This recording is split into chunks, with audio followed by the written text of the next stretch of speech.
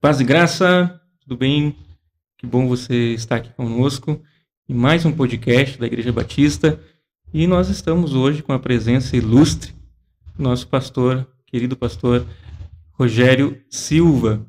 Nosso pastor que tem feito um trabalho lindo aqui na igreja. E você vai conhecer um pouco mais, um pouco do Rogério, conhecer um pouco da vida dele, conhecer um pouco da vida ministerial, da parte de como pastor, como levita. E primeiro dar boas-vindas. Obrigado por aceitar o convite, pastor. Obrigado por estar conosco aqui. E vamos conversar um pouco, né? Uma conversa tranquila aí, conversar um pouco do que acontece no teu dia a dia. Primeiramente, queria que tu nos dissesse quem é o pastor Rogério, né? Bom dia a todos. Bom dia, Júlio. Muito feliz pelo convite para esse podcast, né? E que é uma conversa, né? Uhum. E falar sobre mim, falar sobre o pastor Rogério hoje, né? É falar de alguém que se entregou a Cristo há muitos anos atrás, né? Lá pelos anos 91, 92, por ali. Conheci a Cristo pela dor, né? Eu fui uma das pessoas que conhecia Cristo pela dor. Me apresentaram a Jesus, mas naquele momento eu queria que aquela dor passasse, eu queria a solução dos problemas. Então eu fui para a igreja sem entender quem era Jesus. Eu acho que mais ou menos algumas pessoas que vão pela dor também vão mais ou menos nessa linha, querem a solução dos seus problemas, né?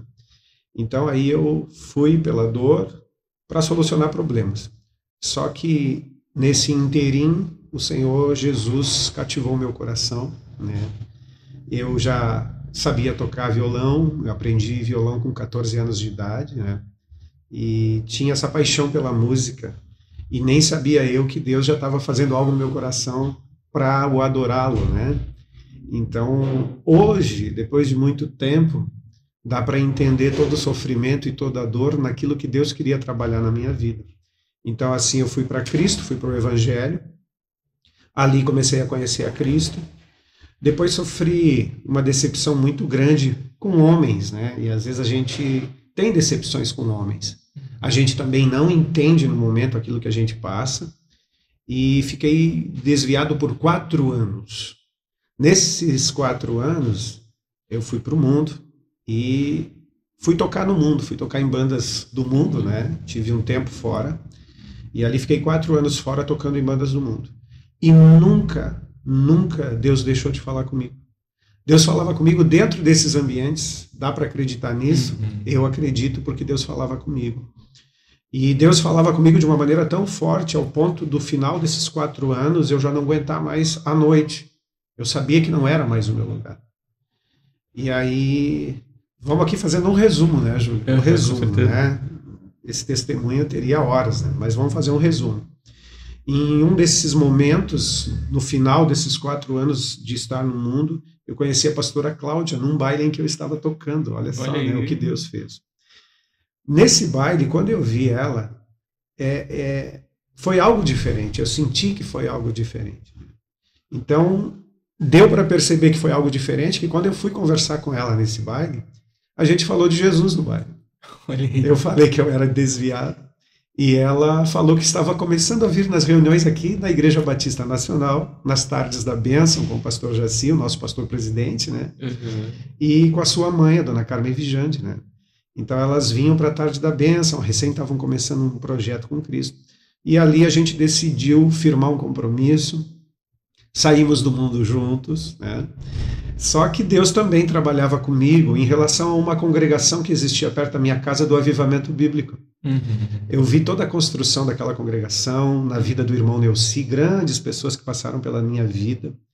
A vida do pastor Luiz Bandeira é um homem assim que grande parte do que eu sou hoje ministerialmente, e eu estar no ministério, eu estar cristão hoje, pastor Bandeira foi uma peça fundamental. Ele pagou um preço pela minha vida, entendeu a minha situação e entendeu o meu desejo de querer voltar para Cristo, e se não fosse a ajuda dele naquele momento, pagando um preço por mim, né, entendendo a minha situação naquele momento, eu não estaria aqui. com certeza eu não estaria aqui. Então eu devo muito a esses grandes homens de Deus, pastores que pagam um preço pela nossa vida. E aí eu comecei a congregar ali, naquela congregação, né? E eu e a pastora Cláudia fomos para ali e fomos avivalistas por um tempo, né? E foi onde eu te conheci, né, Juliano? É verdade. Interessante disso, porque a história entre mim e o pastor tem essa ligação, né? E contar um pouco dessa história, pastor, porque passavam por um processo, né? Processo aí de conversão, de pessoas que lhe ajudaram nesse processo. E também, naquele mesmo momento, também tu apostava em pessoas que estavam ali para estar junto no Ministério de Louvor, né? Trabalhavam no Ministério de Louvor na congregação. E eu vim nesse processo, porque eu era avivalista também, estava no Uruguai, era do Uruguai, lá na igreja do Uruguai, Avivamento Bíblico de Rivera. E o interessante é que a gente não tinha, como era igreja longe no Uruguai, então meus pais começaram a migrar aqui para a igreja do Avivamento Bíblico aqui do Brasil. E eu comecei a participar, não ia muito, na época tinha 12 anos ali, 12, 13 anos, e aí o pastor Rogério disse, não, tem um baterista lá que tá aprendendo, mas tem um baterista lá. E aí começavam a me procurar lá, vamos lá na igreja, Júlio. E me pegavam aí lá em casa, lá. Eu digo, vou aí, então vamos junto. E fomos, isso foi me trazendo, me aproximando de vocês na congregação, me aproximando de estar com vocês. E momentos incríveis que a gente passou ali, que não vão voltar nunca mais, os momentos assim de comunhão, de poder louvar a Deus e ter um grupo assim, um grupo grande, né, com várias pessoas assim, e a gente adorava a Deus e via aquela congregação lotada, assim, era algo impressionante. São momentos que a gente marca, né, marca a nossa vida. Mas o interessante, tô contando esse processo de conversão aí, que eu passei por isso também, né, e passei por um processo também que me afastei do caminho do Senhor, por ter essa decepção muitas vezes com pessoas. Isso é importante falar, porque eu gosto muito da questão do podcast, porque as pessoas se identificam com a nossa fala, com o nosso testemunho, com o que a gente passa, né? E tem acontecido muito com pessoas. As pessoas, assim, muitas vezes colocam apostam as fichas e confiam tanto em pessoas, e acontece muitas vezes a gente se decepcionar com essas pessoas e a gente se frustrar, e muitas vezes a gente se afasta dos caminhos, né? E eu fiquei praticamente quase 2 anos fora do caminho do Senhor. E Deus falava muito comigo através de pessoas, e muitas vezes lá no baile, eu estava no baile também, e pai, me senti um peixe fora d'água, e Deus falando comigo, de meu Deus, e agora? O que eu vou fazer? Eu queria que contasse essa parte para nós, essa parte dessa questão desse retorno, porque é uma questão que eu ficava com vergonha, como é que eu vou voltar para a igreja? O que vão falar de mim? O que vão dizer? Como é que foi para ti esse retorno aí, depois desses 4 anos? Pois é, esse retorno, quando Deus começou a falar comigo fortemente ali, eu lembro de um dia que, quando eu estava no palco cantando para as pessoas, eu estava pleno, eu estava cheio. Nunca usei nenhum tipo de droga, nunca me envolvi com cocaína, maconha, essas coisas nunca me chamaram a atenção. Nunca usei nada disso. Mas eu bebia muito, né? Porque a noite ela te leva para alguma coisa. Então a bebida fazia parte da minha vida, e a prostituição, sexo ilícito, que isso acontece com, né, a maioria do pessoal que vive na noite. Então, pessoas diferentes, todo final de semana, tu vai deixando um pedaço da tua alma com aquela pessoa e trazendo um pedaço da alma com aquela pessoa. Hoje a gente entende isso, né? Então mas isso estava me matando por dentro. E eu chegava em casa, então eu chegava pela manhã, depois que o apagar das luzes, né? Chegava em casa pela manhã e eu só tinha vontade de chorar. Me dava uma depressão tão grande, né? Eu digo, mas a recém eu estava feliz, alegre, mas eu chegava em casa e era só eu. Eu ficava sozinho e me dava uma vontade de chorar, uma vontade de chorar. E um dia eu lembro que eu peguei uma Bíblia que tinha perto da cabeceira, onde eu e o meu irmão dormíamos, e eu li um texto. Eu abri a Bíblia e disse, Deus fala comigo, eu não estou aguentando mais. E aí eu abro a Bíblia e li um texto que eu nunca mais encontrei, mas eu li o texto. E dizia assim, volta para os meus caminhos e eu cuidarei da tua semente. E eu tenho procurado isso, Júlio. Eu já li a Bíblia várias vezes, eu estudo muito a palavra de Deus e eu nunca mais encontrei isso. Mas eu li isso naquela manhã. E aquilo ali me chamou a atenção, porque eu tinha 2 filhas do meu primeiro casamento, e aí eu digo, as minhas filhas. Deus está falando que se eu voltar para os caminhos dele, ele vai cuidar da minha semente. Amém. Então aquilo ali foi algo que Deus falou muito forte aqui dentro. Então o meu processo de voltar, eu tinha um pouco de receio, um pouco de medo, um pouco de vergonha também, né? Mas eu decidi voltar, porque era o certo. Não que o meu coração quisesse, não que eu quisesse, mas era o certo, e eu sabia que aquilo era o certo a fazer. Então eu estava dentro da igreja, mas o meu coração estava lá fora. Eu e a pastora Cláudia, hoje pastores, né? Ela, vamos amor, vamos lá, ela me incentivava muito. O pessoal da Tarde da Bênção orando por mim aqui, o pastor Jaci, que bom que não se vê placas nesse momento, se ora por pessoas, né? E o pessoal do Avivamento comigo, o pastor Bandeira, eu estou apostando em ti, obreiros lá, não, esse cara não pode estar aqui, esse cara não pode estar ministrando, e sabe, pessoas que muitas vezes são irmãos, né? E não entendem a tua situação, e que bom que tem pastores, homens de Deus que pagam um preço, e o preço que ele pagou por mim me manteve firme, porque quando eu pensava em desistir, eu dizia, não, peraí, homens pagaram um preço por mim. O pastor Bandeira deu a cara a tapa por mim. Então eu tenho que honrar isso. Eu tenho que honrar o que Cristo fez por mim, mas o que homens fazem também. Dá e honra quem tem honra. É o que diz a palavra, né? Então eu sempre pensava nisso, nos momentos de fraqueza. Eu digo, não, alguém pagou um preço, eu não vou envergonhar essas pessoas também. Então isso sempre me manteve forte, né? A ajuda sempre me manteve forte. Muitas pessoas que às vezes olhavam para mim e eu ministrando louvor, né? E a pessoa olhava para mim e me apontava, você tinha que estar aqui, não aí, você tem que estar aqui, sabe? Essas pessoas, muitas vezes, elas não compreendem aquilo que está passando dentro da gente, né? Então elas acusam, e muitas vezes essas pessoas até saem da igreja porque viram um pecador estar ali sendo resgatado, mas não compreenderam. Me lembra isso a passagem de Jonas. Porque o desejo de Deus era salvar Nínive. Jonas nunca compreendeu isso. Mesmo ele sendo vomitado pelo peixe, passar toda aquela situação, quando ele chega em Nínive, ele prega a palavra. Mas o desejo dele era que Deus destruísse Nínive mesmo. Ele não estava interessado com aquela população. E Deus salvou. E isso trouxe uma grande tristeza no coração dele, dizendo, por que tu salvou ele, Senhor? Por quê? Ao ponto de Deus fazer todo aquele processo dele ir para baixo daquela árvore e aquela sombra refrescou ele, Deus coloca um verme na planta, a planta morre, diz ele, por que tu matou a planta? Diz ele, pois é, cara, tu tem pena de uma planta que hoje nasce, cresce e amanhã seca e se vai, e tu não te compadece com as pessoas, não tem compaixão das pessoas. Então esse preço que essas pessoas pagaram por mim, eu sempre me lembrava disso nos momentos que eu pensava em desistir. Eu passei 1 ano dentro do avivamento bíblico sem sentir nada de Deus. Mas eu sabia que eu tinha que estar ali. Né? Eu sabia que eu tinha que estar ali. Minha esposa sempre do meu lado, a pastora Cláudia sempre do meu lado. Quando chegou mais ou menos perto desse ano, eu disse, Deus, os caras da banda iam lá, na porta da congregação, eu queria falar com o Rogério. Lembra do irmão Neuci, tu lembra, né? Sim, lembro. O irmão Neuci ficava louco. Não, Rogério, o que vocês vêm fazer aqui? Não, nós queremos falar com ele. E aí os guris diziam, sai daí com esse bando de velho, com esses loucos, com essas bíblias aí, sai daí, nós vamos gravar CD, nós temos ônibus, nós temos tudo para, né? E eu dizia, não, eu não vou, mas o meu coração dizendo, vai, né? Então, todas essas lutas, todas essas dificuldades, quando chegou perto desse ano, eu disse para Deus, tu tem que atrair meu coração de volta. Se tu não atrair meu coração, eu não vou aguentar. Rapaz, aquela oração foi tão sincera que Deus derramou do Espírito dele sobre mim.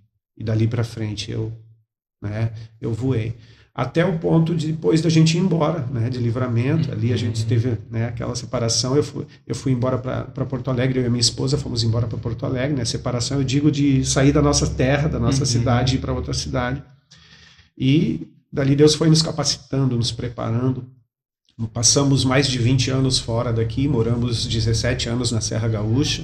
Lá fomos ungidos pastores pela rede apostólica, né, do apóstolo Ricardo Wagner. Temos muitas amizades, onde a gente passou, a gente deixou grandes amigos, né, e sempre envolvido com a Igreja Batista. Em todo esse tempo, aonde eu ia, eu tinha algum envolvimento com a Igreja Batista. A ponto de fazer o meu seminário de bacharelado em teologia lá em Veranópolis, em outra igreja, em outra denominação, fiz o seminário de bacharelado de 4 anos da Batista, né? sem saber Que legal. que hoje ia ser um pastor batista, né? Então, mais ou menos um pouco da nossa história, do retorno, né? Da volta que tu me perguntou, se foi constrangedor, foi mais ou menos isso a minha volta. Uhum. E, pastor, essa questão, algo que te atraiu, que te fez com que na tua oração tu dissesse, Senhor, eu preciso algo que me faça permanecer, né? Eu acredito que muito o louvor, ele faz isso, né? A música, ele faz isso. E aconteceu comigo também nesse processo. O louvor, ele tem esse poder, e a música, fazer com que, como Davi, que tu vai ler os salmos de Davi, ele começa se lamentando e dizendo que ele é um verme, dizendo que ele tem aquela situação que ele está passando porque Deus me abandonou. Aí ele começa a lamentar e vai no meio do salmo, ele já começa a dizer, Deus, mas tu é grande, tu és poderoso, e no final ele diz, mas Deus vai mudar minha situação. E eu contava isso na célula ontem, é muito o que acontece, né? A gente passa por essa situação e o louvor faz a gente se abrir mesmo, de se rasgar diante de Deus, que Deus vai começando a mudar a situação de dentro para fora, né? Que a gente consegue mudar, realmente entender que se abre para Deus mudar a nossa vida mesmo, né? Me conta um pouquinho essa parte do louvor, assim, e o que hoje a música, por mais sendo pastor, tu é um pastor, mas é um ministro de louvor que toca as pessoas e tem canções que falam através, e junta também essa questão do louvor com a pregação, facilita muito para nós também, né? Mas conta um pouquinho sobre isso também. Pois é, Júlio. Então, eu tive um divisor de águas na minha vida, por incrível que pareça, que foi um livro, um pequeno livro, que lá naquela época do avivamento, ainda quando eu estava retornando, foi um divisor de águas na minha vida ali, para que esse processo de Deus acontecesse na minha vida, que foi o livro Decolando nas Asas do Louvor, do Atilano Muradas. Muito bom. A gente trabalhou ali no avivamento bíblico muito em cima desse livro. Eu peguei ele logo no lançamento, né, do livro do pastor Atilano Muradas, Decolando nas Asas do Louvor. Aconselho a quem não tem esse livro, compra esse livro, né? Porque é um livro muito simples, mas muito específico e muito importante. Eu acho que muitas coisas se perderam na adoração. O que eu vejo hoje na área do louvor e adoração como pastor e como ministro de louvor e adorador, não reconhecido por mídias, mas eu tenho uma caminhada com Deus nessa área. Eu me entristeço muito com alguns louvores, com alguns ministros de louvores que eu vejo hoje aí ministrando, da mídia, né, que estão na mídia, enfim, que perdem o foco. Eu te digo com toda sinceridade, tem alguns louvores que eu me recuso a cantar, entendeu? Porque creio que as letras não se identificam, se perdeu a exaltação e a adoração a Deus. Outra coisa, eu vejo muitos ministros de louvores, muito poucos preocupados, e eu não culpo eles, mas nós que somos líderes e estamos à frente de trabalhos nessa área do louvor e da adoração, temos que levar os ministros de adoração hoje ao entendimento de que o louvor é muito importante. Eu trouxe um breve estudo para os juniores, fiquei muito feliz, fui convidado pela primeira vez, depois de 3 anos aqui, a pregar para os juniores, trazer uma mensagem sobre louvor e adoração, e a maioria, até mesmo dos levitas, não sabe que o livro de Levítico foi escrito para os levitas. Levítico significa levita, adorador, da tribo de Levi. Então o livro de Levítico é para os levitas. Muitos poucos sabem disso. Muito poucos conhecem que esse livro é escrito para os levitas. E o significado da palavra levita é puro, sem mistura, sabe? Então, o livro de Levítico diz o grau de santidade que Deus quer dos levitas. A gente precisa voltar, a gente precisa rever conceitos, a gente precisa rever a nossa forma de adorar a Deus, né? Então, eu falei sobre isso, e tu falaste sobre Davi, e na minha Bíblia está escrito bem grande, lá em 1 Samuel 16:18, características do levita, ou características do adorador. Diz assim, em 1 Samuel 16:18, então respondeu um dos moços e disse, conheço um filho de Jessé, o Belmita, que sabe tocar, é forte, valente, homem de guerra, sisudo em palavras e de boa aparência. Cara, isso aí tem um estudo assim, ó, profundo sobre esse tema aí, né? Um homem de guerra que sabe tocar, valente, sisudo em palavras, de boa aparência, sabe?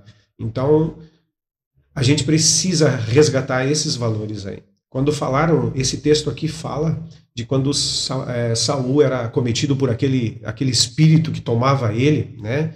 E chamaram Davi para tocar a harpa. Indicaram que Davi, com a sua harpa, quando tocava, né, trazia algo diferente. Então, Davi, cada vez que tocava a harpa, aquele espírito saía de Saul. Então, quando falaram sobre Davi, olha, nós conhecemos um menino aí, né?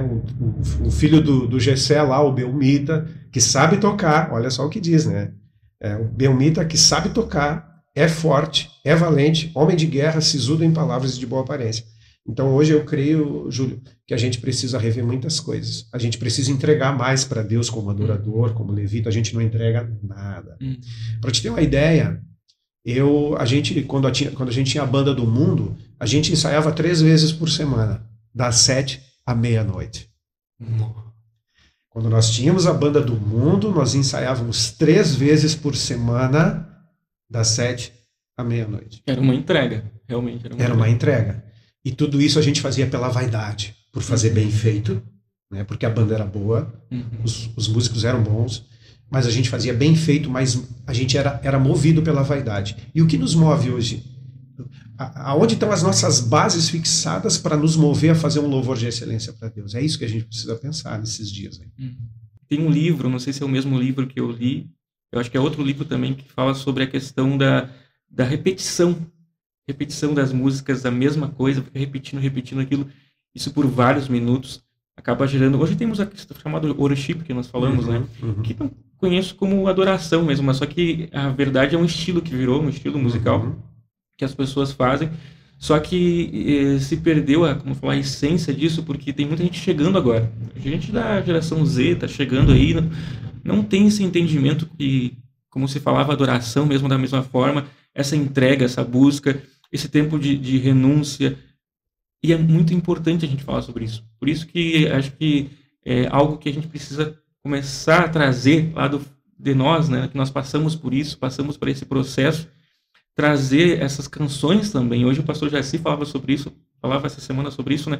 Nós trazer canções antigas que falam sobre adoração, né? Que tem, por exemplo, tem Ademar Campos, que é um dos maiores ministros aí do Brasil, canções como Grande, canções que exaltam a Deus, que tem uma letra, Davi, vamos ver, Davi, Jessé, todos, Asaf, todos esses ministros, eles traziam canções que eles expressavam, né, o amor, expressavam o que sentiam, expressavam a adoração, e hoje a gente vê algo muito sucinto e muito simples, né, que não tem profundidade mesmo, né, pastor? É verdade, Júlio, é verdade, e não é que a gente seja antiquado. Eu creio que a Bíblia ela não morre e ela não morrerá, porque a palavra de Deus não vai passar. Nós passamos, mas a palavra não passa. Mas a história bíblica, ela precisa ser contada diária. Por isso que a gente tem os cultos, para relembrar a nossa história e a nossa origem. Tu só relembra a história e a origem quando tu lê, quando tu prega, quando tu fala sobre ela. Eu vejo hoje a história do Brasil sendo ridicularizada por alguns, sei lá...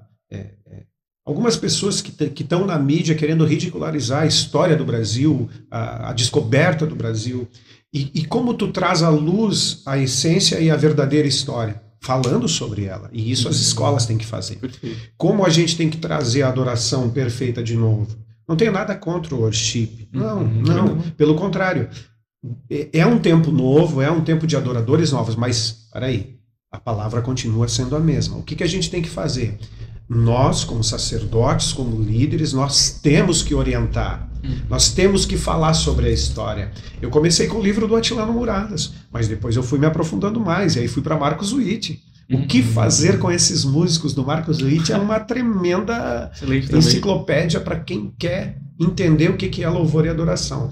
E eu tenho esses homens como ícones, para mim, Asaf Borba, Ademar de Campos, Marcos Witt, para mim, é fundamental. Então, eu creio que a gente precisa resgatar valores, e isso cabe a nós fazer isso com essa gurizada que está chegando, que está cheia de gás aí, que são adoradores também, mas é preciso que nós mostremos a eles a forma de adoração que Deus quer, que está na palavra, não pode fugir disso. Nós temos assunto aqui para tratar para muito tempo, falar sobre louvor e adoração. Eu falava para os juniores ali, falei um pouco sobre que da tribo de Levi, Deus tira Moisés, né, para libertar o seu povo. Então, se a gente começar ali, Gênesis, Êxodo, Deus já dá algumas ordenanças a Moisés, mas mais profundas sobre como Deus queria que as coisas acontecessem. E quem faria a adoração e o sacrifício? Eram os levitas. Eram os levitas, era o pessoal da tribo de Levi. E até hoje, quem leva o povo à presença de Deus é a tribo de Levi, são os levitas, são os adoradores. E isso nós precisamos entender. Mas não é simplesmente com adorações e músicas. É com vida na presença de Deus. É com santidade, é com dedicação. Por quê? Porque quando Deus instituiu o tabernáculo para Moisés, Deus disse, ó, os levitas vão fazer isso. Somente eles. Eles que vão montar a tenda, eles que vão desmontar a tenda. E até hoje é assim, né, Júlio? Nós somos os primeiros a chegar, passa som, testa som, arruma instrumento, faz isso, puxa fio lá, puxa cabo lá, instala lâmpada, instala isso. E depois somos os últimos a sair, descarrega isso, desmonta isso, né? Pega isso. E é assim, é a tarefa dos levitas. Mas o primordial é levar o povo à presença de Deus, é entregar um sacrifício bom e agradável. Então, a tenda do tabernáculo era montada pelos levitas, todos os utensílios da tenda eram os levitas que faziam isso, né? A bacia, a mesa do pão da propiciação, né? Tudo era organizado pelos levitas. Cada peça tem um fundamento, a menorá, os 7 Espíritos de Deus, o óleo que tinha que ser colocado nas lâmpadas para que não se apagassem, né? Porque o fogo arderá continuamente no altar e jamais se apagará. Então é preciso falar sobre o Velho Testamento, é preciso restaurar princípios e valores para que hoje a gente possa adorar Deus, não só com músicas boas e canções boas, porque a gente viu as características ali de Davi, né? Um homem que sabe tocar, tem que saber tocar, né? Eu fico triste e não quero falar da nossa igreja, né? Mas hoje a gente depende muito da internet para tocar, gente. O dia que não tem internet, tem músico que não vai tocar. Se não tem o Cifras Clube ali, não... Por isso. Então, eu aprendi nesse livro do Atilano Muradas, o primeiro princípio é tu dominar o instrumento. Eu tenho que ensaiar a música. Tá boa, já tirei, tá boa. Não, tira de novo. Tá, mas de novo, e de novo, até a exaustão. Para que quando tu chega ali, tu não te preocupe nem com nota e nem com a letra. Já está tudo aqui. Então, perfeito, né? Tu chega ali para adorar, porque se tu fica lendo, cadê? Fugiu. Hoje, né? Vai na internet, vai passando, não é adoração. Então, eu acho que a gente precisa ensaiar mais, a gente precisa estar mais junto como corpo, como ministros de louvor. Eu acho que isso falta hoje, né? Eu acho, não estou falando de Igreja Batista em si, mas em vários locais. A gente vê a necessidade, porque a gente fala com vários levitas, a gente, graças a Deus, tem intimidade com vários irmãos de outras denominações, e o que a gente vê é a mesma coisa, sabe? A falta de ensaio, pouco tempo, a correria, o dia a dia. Eu sei que cada um trabalha. As igrejas sempre tiveram carências. Graças a Deus, a Batista ela sempre teve bastante ministros de louvor, gente que sabe tocar, gente que sabe cantar. Mas não é assim em todas as igrejas. Então, há uma carência de músicos, de cantores. Então, o que se faz de errado? Muitas vezes, tu sabe cantar? Então vem. Eu toco 2 notas, então vem. Mas para aí, é o chamado da pessoa? Ela é um adorador? Porque existem tribos, existem 12 tribos em Israel. Perfeito. E existia a tribo de Levi, que era a tribo da adoração. Então, eu acho que um dos maiores erros porque hoje o louvor, por que o louvor é visado? Porque ele aparece, né? As pessoas estão lá na frente, estão cantando, eu quero cantar lá. Peraí, tem chamado? Sabe cantar? Sabe tocar algum instrumento? Olha, Deus me disse que eu tenho chamado, então tá, vamos lá. Então tem que saber cantar, tem que saber... Não sei, então vamos aprender. Então vai aprender, se a igreja dá cursos, vai fazer os cursos que a igreja dá. Se não tem cursos na igreja, vai fazer um curso fora. É esse o meu chamado? Bom, sei cantar, sei tocar. Principalmente back vocal, né? Se tu vai te intitular back vocal hoje no mundo, vamos supor, né? Em bandas seculares, eu quero ser back vocal. Tá. No mínimo, tu tem que fazer 3 vozes para ser back vocal de qualquer banda. Os backing vocals de qualquer banda, eles cantam melhores do que o cantor. Eles são obrigados a cantar melhores do que o cantor. Pode ver que às vezes tem ministros aí e músicos que dão uma brincada com os backing vocals, né? E aí os caras começam a fazer várias vozes, vários tipos. A gente assim fica... O cara canta melhor do que o cantor que está cantando, né? Porque é assim, quer ser backing vocal, no mínimo tem que saber 3 vozes aí fora. O que a gente faz com os nossos backing vocal? Né? A pessoa, eu quero cantar. Tá, então fica ali atrás ali e canta ali no microfone. Aí baixa o microfone da pessoa, deixa a pessoa cantando. Isso é um erro, gente. Isso aí a gente tem que mudar algumas coisas. A gente tem que começar a processar, ajudar, até mesmo a pessoa a se encontrar. Às vezes a pessoa está no louvor, mas não é a área dela. Ela está ali porque ela acha legal, que ela acha bonito e tá, então deixando ela cantar. Então eu acho que um dos maiores erros é a dificuldade que se tem de músicos em alguns lugares, que aí a gente pega pessoas que não têm esse chamado e esse ministério. E o outro é a falta de dar esse suporte também às pessoas que querem ministrar, né? Então nós temos que começar a rever alguns valores, né? Palavra, e buscar dentro disso, olha, Deus é o mesmo ontem, hoje e é eternamente. E ele exige muito, principalmente dos levitas e dos adoradores, são muito exigidos. Tá? Então a gente precisa rever valores da palavra, instruir melhor os nossos músicos, né? E tem que ser mais coeso, tem que estar mais junto, tem que ter ministrações, muitas ministrações, e para que as pessoas entendam o que estão fazendo. E quando a gente tem a importância, sabe da importância que é ser um adorador, a gente se dedica mais, prioriza mais. Amém. E para finalizar, que tem muito assunto para falar, ficaria acho que 2 horas comentando sobre louvor e adoração aí. E é um prazer estar conversando contigo, pastor, e obrigado pela oportunidade de estar com a gente aqui. Eu que agradeço. E hoje em dia não se fala muito sobre guerra, né? E eu vi uma pregação muito linda que tu falaste sobre guerra. E a guerra no mundo espiritual através da adoração, né? Hoje não se fala muito sobre isso, né? É um assunto muito interessante também, que dependia de bastante horário, mas vamos tentar resumir, tá? Então, nós entendemos que Deus é o Todo-Poderoso,